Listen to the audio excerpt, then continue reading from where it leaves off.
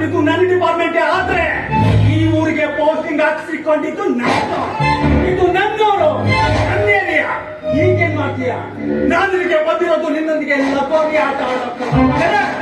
ನೀನು ಮಾಡುವ ಅಕ್ರಮ ವ್ಯವಹಾರದ ವಿರುದ್ಧ ಬುಗುರಿ ಆಟ ಆಡಲು.